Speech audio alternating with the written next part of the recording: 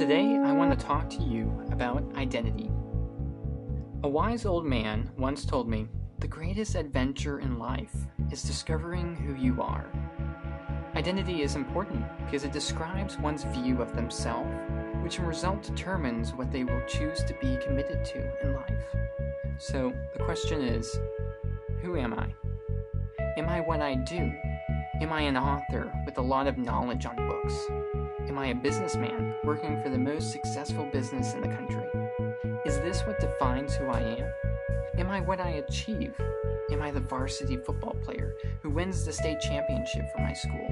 Am I what I have done right, or the things in which I have failed or have done wrong? Am I what others think of me? Am I the nerd or geek with freckles and likes to play video games? Am I the obese person who everyone thinks should lay off on the potato chips? What defines who I am? See, if what I do defines me, I will constantly judge my worth based on my works. If what I achieve defines me, success or failure will tell me what my worth is. If what others think of me defines who I am, I will constantly try to please everyone. Identity matters because it encompasses my whole life and determines what I think about myself. In Ephesians, Paul writes to the newly formed church saying, "There is one body and one spirit, just as you were called to the one hope of your calling. One Lord, one faith, one baptism, one God and Father of all, who is above all and through all and in all. But each of us was given grace according to the measure of Christ's gift.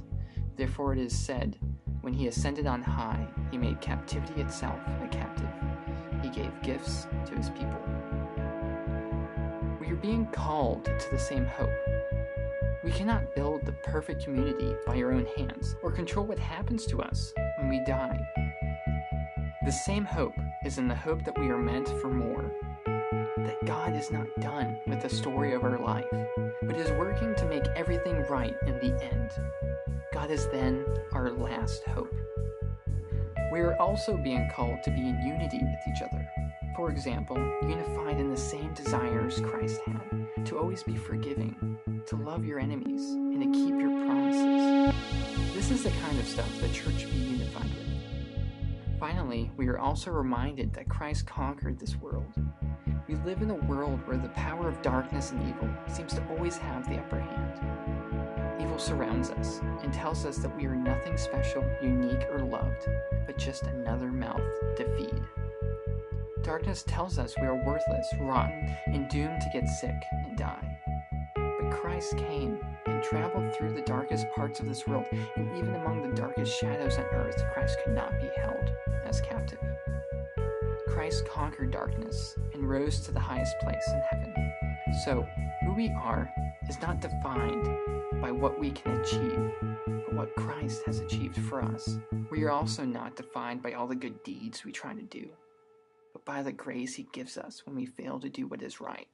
And the power of darkness does not have the sting it once had, because it is Christ who conquered darkness. It is in this victory where our worth is found.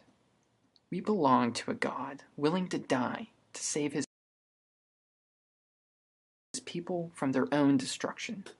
We belong to Christ, who conquered the power of darkness so we could be reunited with God. This is the Christian identity.